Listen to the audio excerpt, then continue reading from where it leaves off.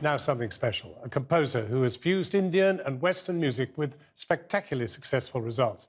First coming to Britain after an invitation by Andrew Lloyd Webber, going on to win 2 Oscars for his score for the film Slumdog Millionaire. His music has graced our Olympic opening ceremony, and he was even part of a supergroup with Mick Jagger. I went to meet him before his anniversary show this weekend at Wembley.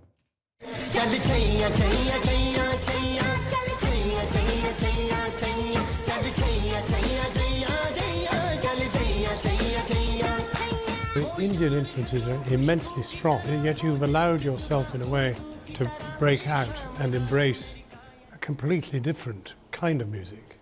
Because I grew up in the South and I used to play for every composer back in the South, I wanted to just liberate myself from that, that shell. I was forced to listen to many other forms of music, Western music, Chinese and Arabic music, Afro. And so maybe that's the reason why I started loving every culture, because of the music.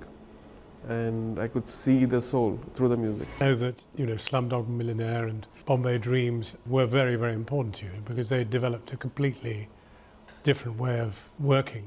Before that, I didn't care. I was sitting in South India in the small studio in Chennai, and I was doing stuff. I kind of knew the power of what music could do. It could transcend and it could go anywhere and it happened. But I think the defining part of me coming into the West was definitely Andrew Lloyd Webber. When you met him, what was it that it did to you? Many things opened, and I think coming to England actually opened up a lot of things. I never used to appreciate art before. I never used to appreciate painting. Like, what is this stuff? When I went to his house, I saw a 15 million pound painting next to his shoe rack. And like, why is it so expensive? So all these questions, and then finally I found a whole new interpretation to music through art.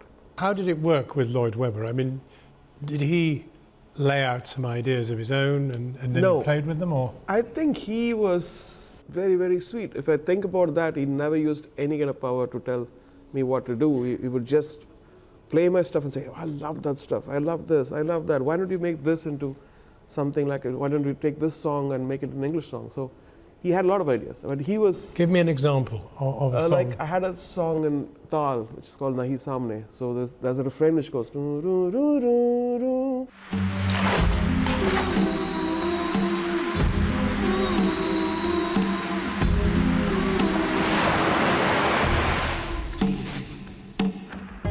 And he kept telling me that this is a song the whole world will sway if you do it in English. Please do it.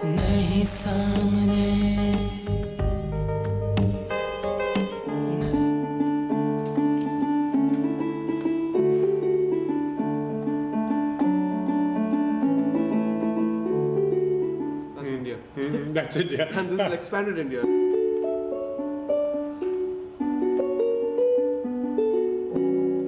Lovely. We wrote lyrics to that stuff, and then I'd composed a line. I'd asked, just give me a title, I'll compose. That's the Journey Home.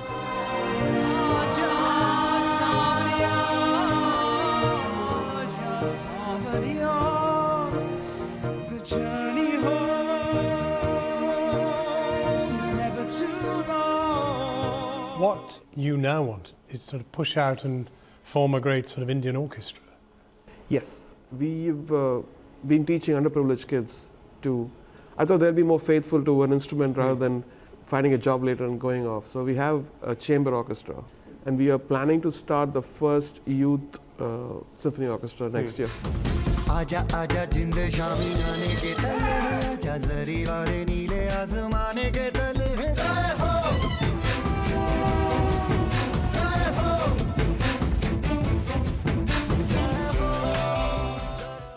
A.R. Rahman speaking to me earlier tonight.